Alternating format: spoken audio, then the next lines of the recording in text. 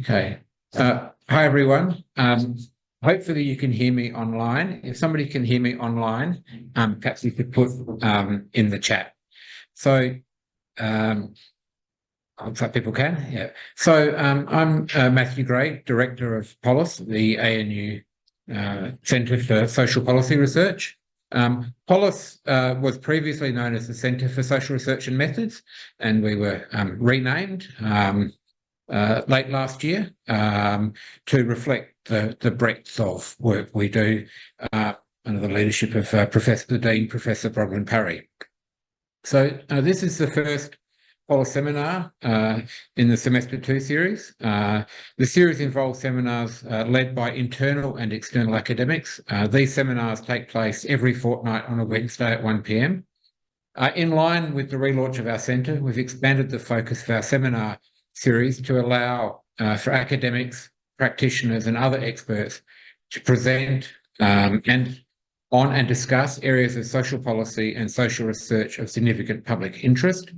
The aim is to allow academics to discuss their research, but in a wider policy research context and to a public audience.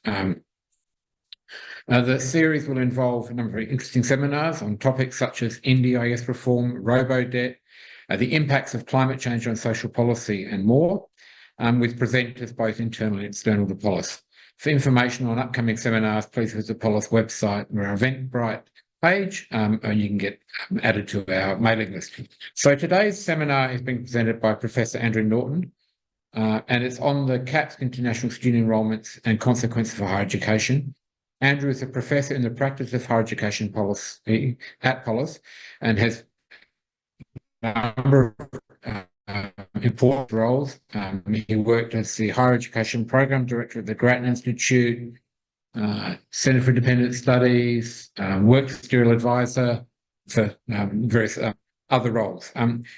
Professor Norton has undertaken multiple government advisory roles, most recently on the Ministerial Reference Group for Universities Accord. Andrew's presentation today will focus on impacts of international student caps on higher education in Australia, and he'll be releasing a paper with ANU Migration Hub in early August, which will cover broader subjects. So we're thrilled to have such interest in Andrew's presentation today. For those of you online, you can send through your questions via the Q&A, and we'll have time after the presentation for Andrew to answer those. We're also recording a seminar, and the recording will be made available on the event page. Please join me in welcoming Professor Andrew Norton. Thanks, Matt. So I'm going to share my presentation. Let's go there first.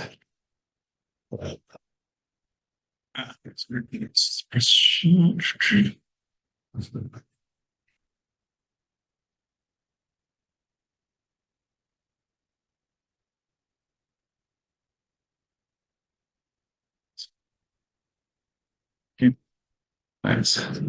So today I'm going to focus on the issue of caps, but also stray a bit in migration policy changes, which have already happened. And I think for some institutions are certainly affecting them sooner than the caps, possibly more than the caps. So let's talk about the migration issues right at the start, at the end. So I just want to give a timeline of what's happened in international education since the Albanese government came to office back in May 2022. So really, I put this into two phases. An initial positive phase where they were keen to reboot international education as an industry. So that first year, they took on extra staff in immigration to try and clear a backlog. Nearly 500,000 visas processed in a year, which was 40% higher than the biggest previous year. In September 2022, there's a thing called the temporary graduate visa, which enables higher education graduates principally to stay in Australia for 2 years or more afterwards, after they finish their degrees. That was extended for a further 2 years for students who'd taken degrees from a list presented by the government, which had thousands of courses in it. In July 2023, they changed the rules around how many hours international students can work during a semester. It had been 40 hours. The previous Morrison government abolished it in early 2022, citing labour force issues. The Assembly against this abolition because it encouraged students to work rather than study. But reimposing it at 48 hours a fortnight rather than 40 was a big help to students from the poorer source countries who need to work in Australia to support themselves. Then in July last year, the 2-year extension to the temporary graduate visa started. Then we entered a different phase where we get in fact, I don't need to have one of three, tells you there are a lot of changes that have happened since then, virtually all of which are, some of which are probably justified, but all of which are kind of negative for the higher education industry. So we start in October 23, where the amount of money that student visa applicants need to show they have before they can come has been increased. In December 2023, they announced that the 2-year temporary graduate extension, which only started 6 months previously, was going to be abolished, along with some other changes to the temporary graduate visa policy. December 2023, they repurpose these provider risk ratings for migration purposes. And what this does is affect how much evidence that student visa applicants have to give to the immigration authorities in order to get their visa. Late 2023, early 2024, we start getting reports of, so the risk ratings meant that they needed to, that the government prioritised the applications based on the risk level, which meant that universities and other providers that were regarded as higher risk experienced long delays in visa processing, which we start to hear reports of around the same time. And we're also getting reports and also statistical evidence that visa rejection rates have reached very high levels compared to the recent past. Early this year, we start to get media reports of universities cancelling enrolments they'd already made, partly because the risk of further visa rejections could cause their risk rating to go down another level, and also because this was taking so long that students probably weren't going to get their visa before the semester started. In March 2024, the English language requirements required for a visa went up. This mostly affected vocational education rather than higher education. In March 2024, the temporary entrant test, which had not previously applied for student visas, was replaced with a genuine student test. Now, the temporary entrant test did have an absurd aspect, which is you had to say that you weren't intending to migrate to Australia, when other aspects of policy were blatantly encouraging you to do so. So that was a sensible removal. There was much a more detailed inquiry into your motivations for wanting to study in Australia than had been the case before. And for people applying for a second or later student visa, a new requirement to demonstrate logical course progression. So if you'd already done a Masters of Accounting, then applied for, a certificate in hairdressing, that would not be a logical course progression and would be a sign you're just trying to stall your departure from Australia. At the same time, increased scrutiny of onshore applicants. In April, happened yet, but the government has been foreshadowing changes to the points test for people seeking permanent residence, particularly abolishing points that benefit former international students, including extra points for studying in a regional area and professional years that people do in fields like ICT and engineering. May 2024, they announced and put a parliament the bill, what's going to be the main focus of the presentation, caps on international student enrolments by provider and course. March, again, May, we have a second increase in the amount of savings that students have to demonstrate. In June, to take effect in July, to ban further applications to student visas for people who are holding a visitor visa or a temporary graduate visa who are in Australia, so they need to go home first. Then in July 2024, the 2-year extra extension on the temporary graduate visa ends. The amount of time people can stay in Australia on the visa goes down for masters and doctoral students. And the maximum age you can be before you get a temporary graduate visa goes down from 50 years to 35 years, with an exception for research graduates. In July 2024, a sudden announcement that the student visa application fee will more than double to $1,600, sorry. This is definitely the highest in the English-speaking world and probably the highest in the world. So a very long list of migration-related changes already put in place to try and achieve various policy objectives. So why has this changed? And I'm putting this into three broad categories. So the first is to alleviate some long-standing problems in international education. Provider malpractice, particularly in the vocational education sector, non-genuine students, by which we mostly mean students who want to come here to work rather than to study, student poverty, student exploitation in accommodation and the workplace, English language ability. I think while we can sort of quibble about the detail of how some of this has been done, I think most in the second, this is broadly reasonable. The second is to better align Australia's international student population with the skills needs of Australia. And the third is to reduce Australia's population due to pressure on accommodation and other services. And really this last one is the novel one in terms of the history of international education.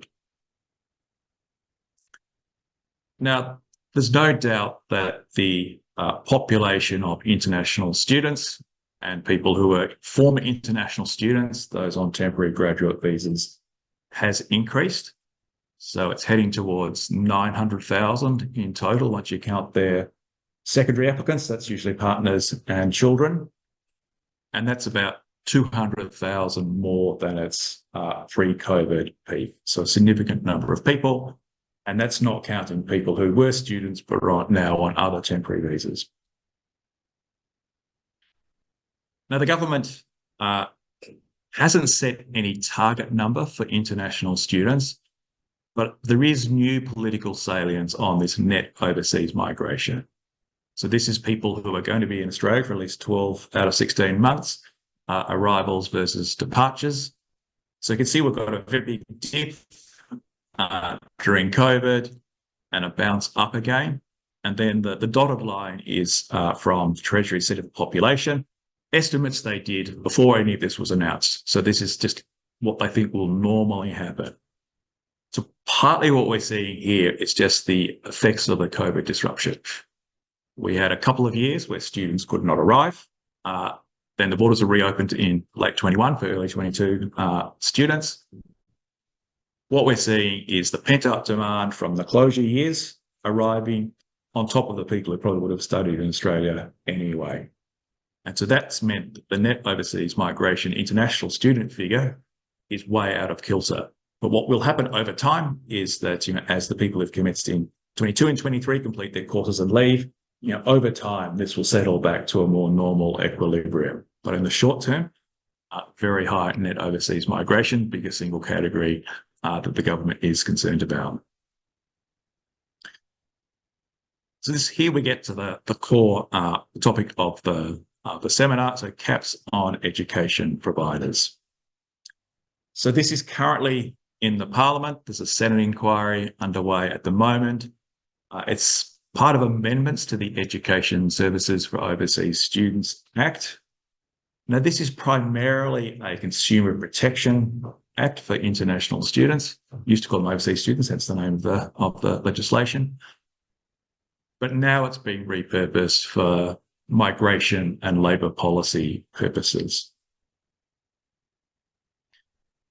Now, the legislation covers all providers registered to provide education to international students. So you can see that as of late last year, there were just under 1,500 of these organisations registered to provide courses, majority in vocational education. Now, the government's already said, this is not legislation, but they've already said in other documents, they're not going to cap schools, or not going to cap these non-award providers. So that leaves 1,143 potentially capped.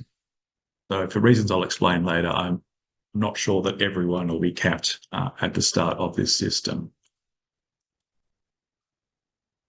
So one of the things that is still a little bit unclear is exactly how this capping will operate. And this is due to start 1st of January next year.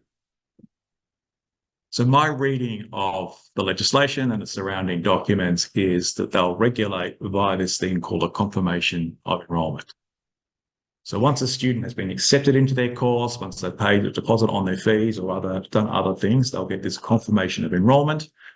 Then they can take that to the Department of Immigration to process their visa. So the basic regulatory mechanism will be that once the confirmation of enrolment cap is reached, the government simply won't process any more of these for the rest of the year. Now, one of the big difficulties here is that confirmation of enrolment is necessary to proceed to the next stage of getting a visa, but due to other changes that have happened through the migration system, rejection rates of visa applications have gone up enormously. So you can see from this chart that historically about 90%, usually over 90% of higher education applicants are approved, but that's been sort of down around 70, 80%.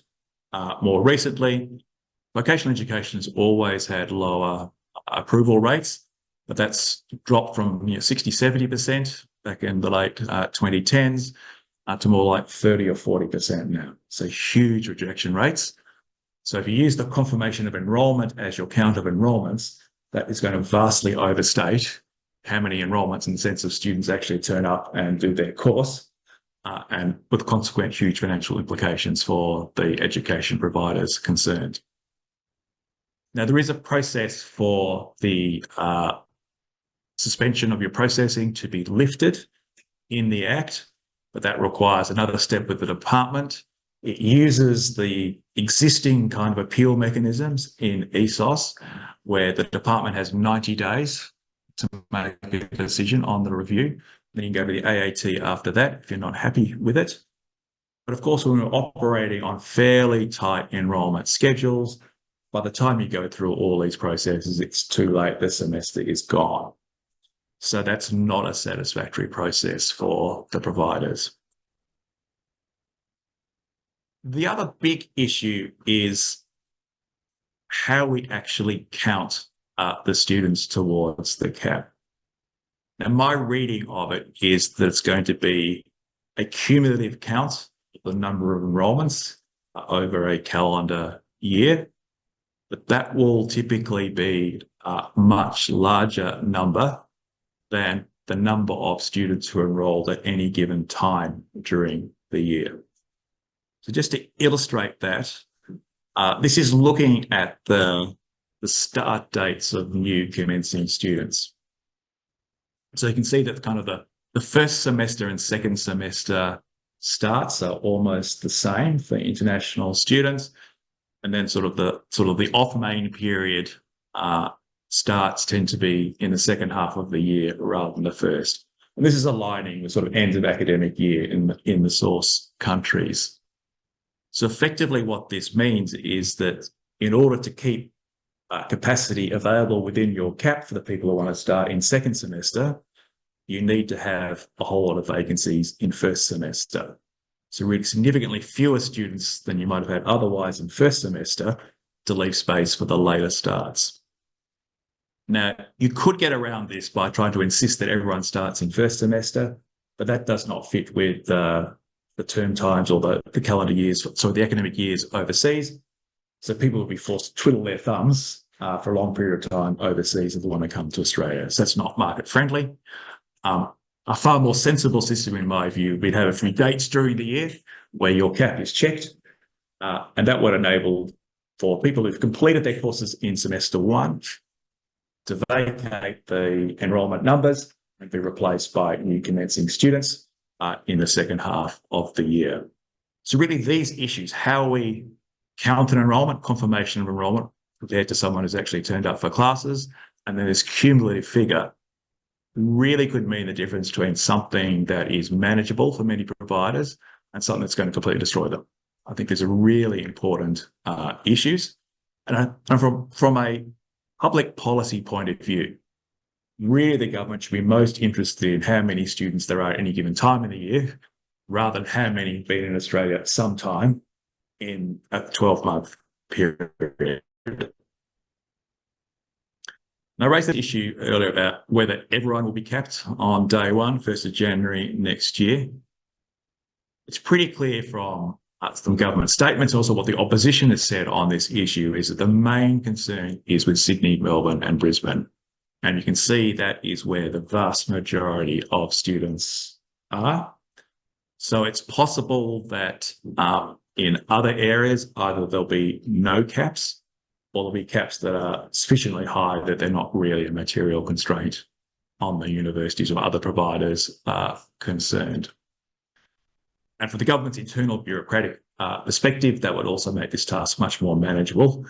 Rather than trying to work out what cap should be for more than 1,000 institutions, just choose a few hundred in these major cities.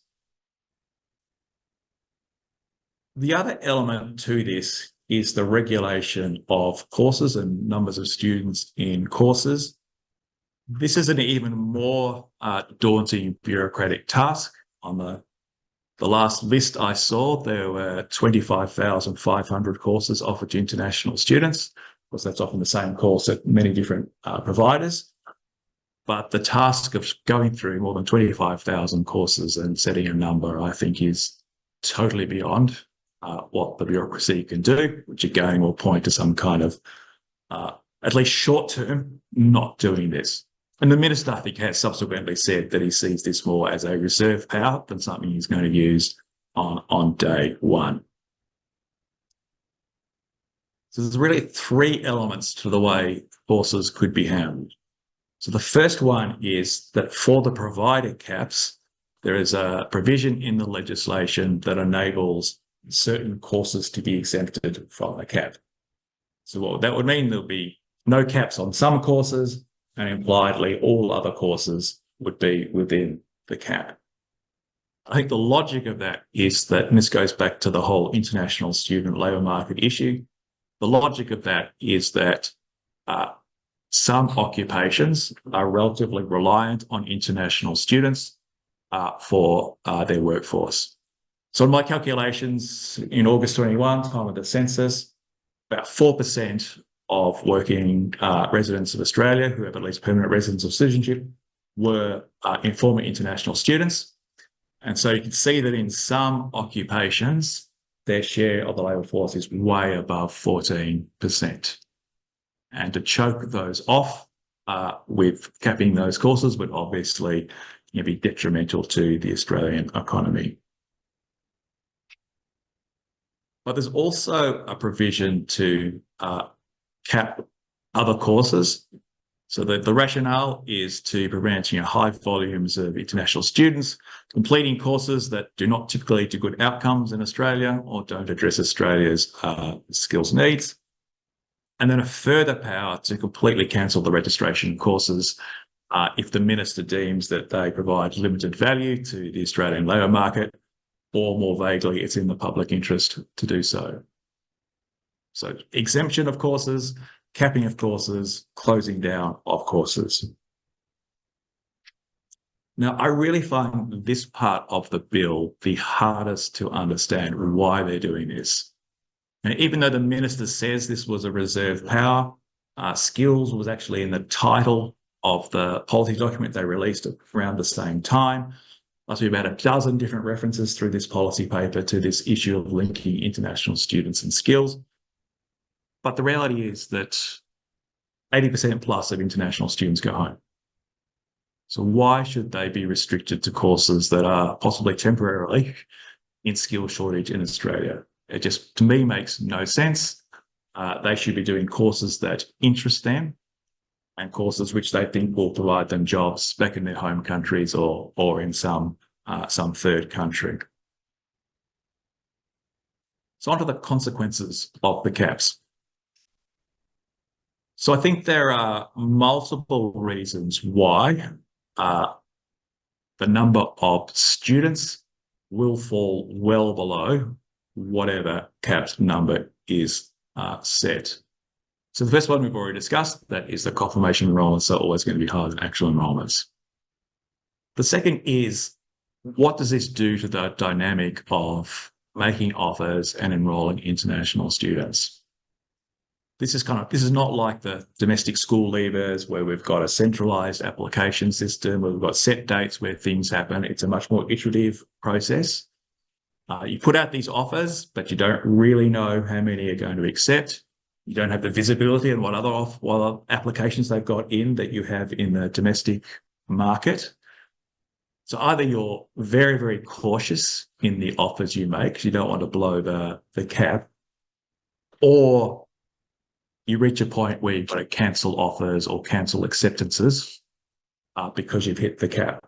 And that really is kind of terrible treatment of the people who've applied. When they've applied in good faith, you've made an offer in good faith, then because you can't manage this process very effectively, you end up having to reject them. So it really will leave a very bad taste in the mouth of anyone who's involved in this, and potentially, I would say, have diplomatic consequences when our source countries realise that students are being treated this way.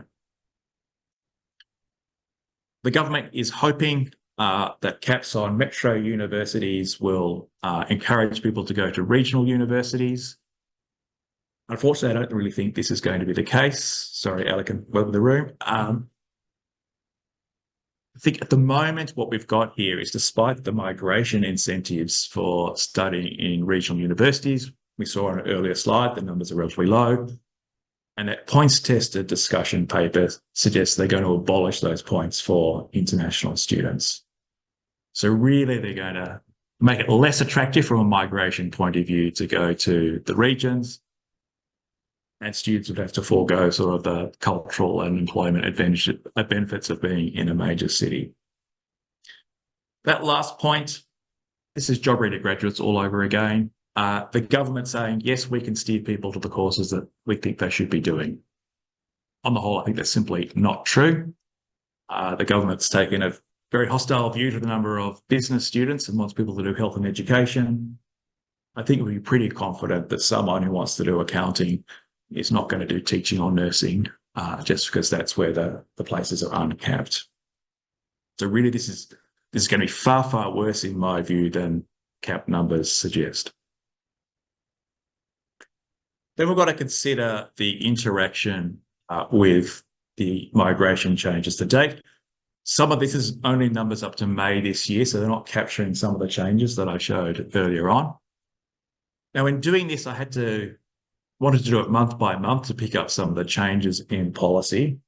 I need a comparison point. I don't think 2022 to 23 is a good one because that was a crazy year. Obviously, the COVID years are no good either because that was a very low year.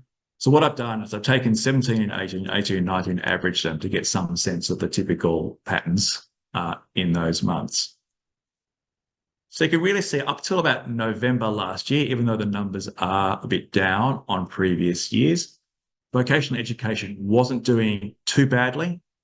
But then as some of these migration changes start to take effect, the numbers have collapsed. And I think in March and April and February, I think they were the lowest numbers ever recorded for those months. So it's already having a dramatic impact on vocational education. And quite possibly, in the end, the caps won't make any difference to them because their business has been so badly damaged by the migration changes alone. In higher education, there have certainly been some universities that have been very badly affected by the changes to visa processing. But in the aggregate, these numbers have still been pretty positive until quite recently. So it's really only the last few months, March to May, that the numbers are starting to, I think, show some of the effects of the migration policy. And April and May tend to be quieter months anyway, so we might have to wait a while to see what's fully happening here. But I think similar to vocational education, there are many providers where possibly the caps won't make a big difference in the sense that their students have been so restricted by migration policy anyway. So what are going to be the effects of this? So most this is going to be a little bit like what we had during the COVID experience. That even though there was a shock to commencements at the start, because we'd had strong commencements in the years leading up to it, that provided a bit of a buffer. So particularly in higher education, they might be doing 2 or 3 year courses. And as a result, you'll still have a lot of those continuing students, even though the number of commencing students will be lower than it was before. I think really the target of this bill, the number one target of this bill, has to be the group of 8 universities. I think they are the universities, and a few others that are very popular in the big cities. I think they are the universities that the government probably believes can't be tamed by migration rules alone, and therefore caps are needed. Unfortunately, I've had to use 2019 data because we don't have 23 data from the department, and 2022 was still very affected by the offshore Chinese students. But you can see there are a number of extremely big universities for international students. Unless you can deal with them, the whole policy is not going to work. I just want to finish on a broader point on how this interacts with the broader relationship between universities and government. So people who've been reading my blog for a while will have seen my concerns about what I see as the deterioration in the rule of law in higher education policy, where too much is essentially being decided based on government discretion rather than policies which have clear parliamentary approval. Now, this one will have parliamentary approval, but it essentially gives the minister enormous personal power to set these caps with very little guidance of the legislation about what criteria he or she should take into account. My view is that the kind of just implied threat of this, that if you don't do what I think you should be doing, I'm going to cap you at some non-economic level. I think that fundamentally changes the whole relationship between government and universities. And put in the context of the heightened regulation coming from the idea of a Tertiary Education Commission, really, I think, is shrinking the space of university autonomy to a much smaller space than we've historically had in Australia. So thank you. I'm happy to take questions. Thank you, Andrew. So please send through your questions online. We've got the Q&A open. I realise I didn't have that open earlier. As I go through the questions, I wondered if we might have any questions in the room to pick us off. Sure. Paul Harris. Paul Harris, Innovative Research University Group. Thanks, Andrew, for a really helpful overview of the landscape. I guess the one thing you didn't really talk about was that policy statement, the new draft strategic framework for international education. So did you have any thoughts on the sort of direction that government is setting through that document as well? Well, it's kind of hoping we'll have more kind of offshore campuses and things like that, but they are very hard to set up. And I think the history of those is that some universities have made them work, but it's not at all easy to do it. And therefore, this is no easy solution. And also the fees students pay at these offshore campuses are typically much lower than here. It's kind of why we set them up. There's a group of international students who do want a degree from an Australian university, but probably can't afford to live in Australia for 3 years to get it. And so it's catered towards those students, but we need to operate at lower price points. So if we're really trying to get a financially strong international education sector, which can support other activities of Australia's universities, I don't really think that offshore is the way to do it. The various other, a lot of that paper was about the employment angle, which, as I've said, I found very unconvincing, and really it's hard to see what they're trying to achieve there.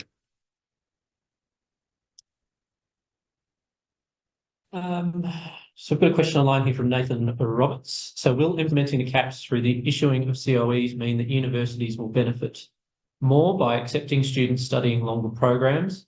A 3-year undergraduate student would be counted the same as a 2-year postgraduate student or even a half-year exchange student? So the exchange student is a big problem because they won't necessarily be there for the full year. I think we're fairly neutral about whether it's a 2 or 3 year, as long as they're going to be the whole 12-month period. they're good regardless of whether it's a 2 or 3 year student. It's kind of the shorter cycle, or the students, for example, who are supposed to do it in 3 years, but they failed something and need to repeat. They go into an extra year, but they're not doing full time.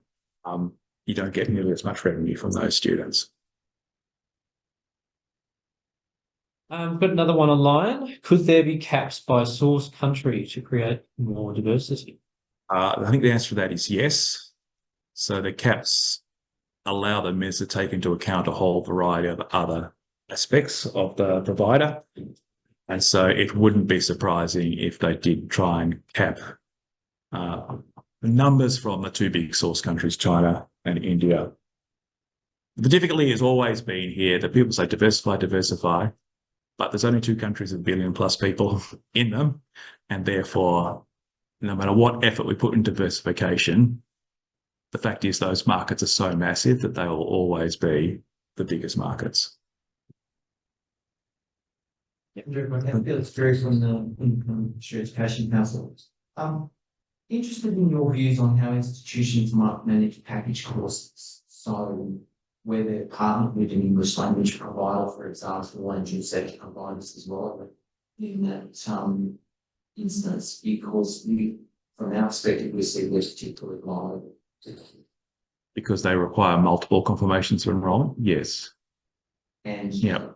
For instance, you might have students, so you might have CAP, but then you might have student moving through your institution over 4 or 5 years. Yeah. But there's a cap in place, so that restricts your ability to open new students and so forth. So forth, yeah. And you need to, this is one of the complexities too, that you need to allow for capacity for these students to continue as they've been promised. If they sort of pass all their subjects, inevitably there's some who don't pass or for other reasons don't want to continue. So again, this sort of says, the solution to this is probably a full-time equivalent or a head count at any given in time, which I think would be a lot more manageable than this cumulative number. And that way you'd have several points during the year where you kind of reconcile things and try and rebalance your numbers. So there's been a couple of questions relating to international comparisons. So how do you see these changes in comparison to what's in place and what's coming for internationalisation, say, in Canada and the UK? And how do you think this will impact Australia's global competitiveness? Well, I guess one positive is that our competitor countries are mostly doing things negative to international education as well. So Canada has already gone down the capping path. I think it's a 2-year temporary cap. I could be wrong on that. The way they're doing that is they've divided it up according to their province national population share, I think is right. And their provinces are working it out. So been very lazy because they weren't ready to do any of this kind of work. I guess it's kind of similar to Australia and wanting to spread the students more broadly than here. The UK has put some restrictions on dependents coming to the UK. So particularly for older students who have partners or children, that creates a major obstacle. So our competitors are also self-sabotaging. So that possibly helps us, at least blocks off some of the alternatives that certain students might have had, I guess, compared to the UK. The fact that you can bring your dependents to Australia would still be a competitive advantage.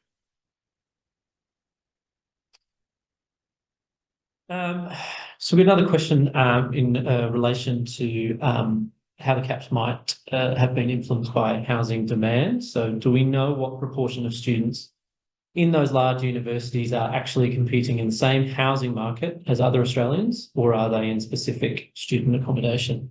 So I think the total is about 70,000 dedicated student accommodation places. So that's probably 1 in 10 or 12 of the available one of the numbers of students who need housing. Look, this is a hotly contested point. I'm kind of a bit nervous about getting into the housing wars. I look at Twitter and people arguing constantly about this and other causes of the housing shortage. So that, certainly there's a proportion of the international students who simply aren't competing with the domestic market because they're in dedicated accommodation. But based on the numbers I have, the vast majority are in the general rental market. So I'd say particularly in the commuting areas around the major universities, that has to have some kind of impact. You can't have 900,000 people in the country without having some kind of impact on the accommodation market. Do we have any other questions in the room? Andrew, Felix again. I just want to explore with you a little bit these skills in demand in Australia issue. Certainly from our perspective, both in skills training and in higher education and institutions, we see a lot of students coming to Australia to study in course areas that are actually in demand in the country. And it's got nothing to do with demand in Australia, particularly because the visa arrangements actually stipulate that you need to go under the bridge. Yep. So what's your view on how we actually manage to or try and bring these things together when we've got instruments put forward by the Department of Education and Home Affairs that seem to be at odds with each other, and then at odds with what our students from overseas are actually seeking from Australia. So the question was about students who come to Australia specifically to study courses that are relevant to their home labour markets. And I guess this point needs to, I think, be made very strongly as part of the current Senate inquiry, that this is primarily about global labour markets, not about the Australian labour market. For the students who are very interested in migration to Australia, there are courses which you kind of saw on some of the charts I showed earlier, so ICT, engineering, nursing, which have been relatively good options for international students who want to stay in Australia. So that avenue is still there, and there's still that incentive there. But we just always need to keep in mind the vast majority of these students either don't want to stay in Australia, or even if they do, they won't be able to because the permanent migration program is capped and will miss out. I think it's also really important to modernise the thinking a little bit in the logical progression notion as well, along with the addressment. We see more and more students, it's domestic, it happens domestically, but also out to the international students, and that is that they might come out here and do engineering, but when they finish that, they seek to do, after their Bachelor of Engineering, they might seek to do a couple of skill sets in the vet system that make them a lot more employable. There's a lot of engineering, there's a lot of accounting, things like that, but that doesn't fit with this notion of logical progression. Yeah. I think that's a general danger in the education system. The logical course progression is seen as going up the Australian qualifications framework rather than picking up on skills that are closely related to what employers want in that field. And that's the thing. Yeah. And we do, in fact, if you look at the vocational statistics, we see a lot of people, domestic people, who have bachelor degrees or higher, who are picking up a particular skill in the vocational system. So I've got a question online from Alison Cleary. So the rate of students going home can be hard to calculate. Does your analysis assume that those that don't achieve permanent residency in a given year have gone home? Yes, this is Grattan Institute analysis. So they had MADA, or PLIDA as it now is, data. So that's kind of very detailed data on international students, or people who arrived as international students in the first place. I think in their original chart, sort of after 8 or 9 years, there still are small numbers of people who are on temporary visas.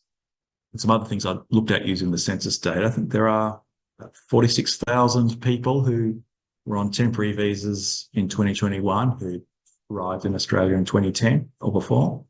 So there are small minorities who are staying for a long time. And the government's policy is actually designed to limit that. So this idea that you won't be able to apply for further visas when you're already in the country. And we do see that some people are on their 3rd, 4th, 5th visa, temporary visa, clearly trying to stall. And the government's discussion paper on the points test kind of makes this argument that in some ways the system is encouraging persistence, trying to build up points that might eventually get permanent residence. Points that aren't necessarily particularly useful to Australia, but nevertheless you get it. So the example they give is someone who worked for 3 years in a skilled job would get the same number of points as someone who went to a regional university. And so they argue 3 years, I'm sorry, so 3 years work in a skilled job is a better indicator of what Australia needs than 3 years studying at a regional university. The director of the organisation, the regional, objects to this. All points for this. Yeah. I acknowledge I'm putting you on the spot a little bit here, Andrew, but what if you were advising government on how to proceed with this, what would you be advising? I mean, it's just stop. But is it just no caps at all, or is it something else to address what you see as issues in the system, or what would your advice be? I guess I would oppose the caps entirely. I see this as it's a global market. The government, Australian government, can't really say what international students should be doing. I would prefer to deal with this via migration changes rather than trying to interfere with the actual institutional and course choices that students make. It's also a case of something which I think is an unfortunate consequence of the 2 years of border closure. And as I indicated with one of the slides, we will get back to a more normal equilibrium over time. And this problem will be much, much less in 4 or 5 years' time than it is now. So one of the other questions online indicated that regional universities may be heavily reliant on international enrolments, and they were suggesting that perhaps these caps could have an impact on regional universities and their viability if they're relying on quite high international enrolment. Yes, something important to say about regional universities. So regional universities in their base campus in regional Australia may well be completely unaffected by caps, but regional universities offer their courses in office blocks in major capital cities, and so those campuses will be probably capped even if the home campus is not. So regional universities will be badly affected by this. It's just that their home campuses won't be. So we've still got quite a number of questions coming through online. I don't want to keep you here all day. So we might take a couple more before we finish up. I think we've had a number on other potential strategies from government. So one we just got in recently is, what is your view alternatively then on rising the price of student visas? Is this a strategy for Australia to deter international students from applying? So just before I came to this, I saw a survey, I think that IDP had done. Interestingly, about 1/3 were deterred, but 2/3 weren't. So it's kind of interesting that they are still committed to coming to Australia. I guess I think because, particularly in recent years, the visa application is a bit of a lottery. $1,700 is a lot of money for probably any student, but particularly students from poorer countries. This could be months of work for members of their family. And if we had a high visa application fee, or some kind of refund, partial refund if you're unsuccessful, would kind of soften the blow. I think it's quite unethical to charge huge amounts of money on something where, particularly in recent months, it's not at all clear how these are being assessed. And there've been numerous anecdotal cases of very similar applicants getting entirely different decisions. There's an example of these Colombian sisters who are both applying. One was rejected on family ties ground, that she didn't have sufficient family incentive to go back, and the other was accepted, coming from the same family. And this is probably different case officers making different decisions, but it just shows how arbitrary it can be. So just, again, let's go back to this rule of law point. To some degree, even bad laws are manageable if you're very clear about what they are, and you can kind of adjust your behaviour accordingly. But when neither the students nor the providers really know what the rules of the game are, it's very difficult to run a business and for students to be treated in a way that respects their application. Do we have any final questions in the room? Another question we had online was the potential impact on international campuses for domestic universities. Is there going to be flow-on effects for the opening or closure of international campuses? So this campus is offshore? Yes.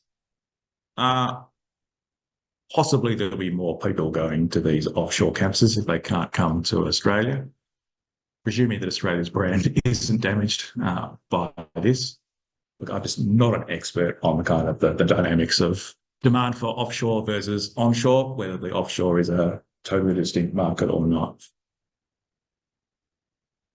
And then finally, we just had one very open question for someone online, which is, what do you think then the long-term implications and impact therefore are for the higher education sector in Australia? I think they're pretty serious, particularly for the group of 8 universities which have relied on extremely high profits from international education to boost their research output, particularly with the government seemingly want to target business courses, which are the most profitable. That will mean they'll have less discretionary income to put towards research. Over time, that will mean they will slip in the global research rankings. And that will sort of have this vicious cycle effect on the students, often Chinese students who are very sensitive to these issues. That over time, you'll get fewer high fee paying students coming, which will kind of make your research output even less, which will make your rankings go down. And just this perpetual downward cycle, which reverses the sort of the virtuous cycle we've had, which has built Australia up enormously over this century. All right, so we might leave it there. As I said, the recording of this presentation will be made available both on the Eventbrite page, and we will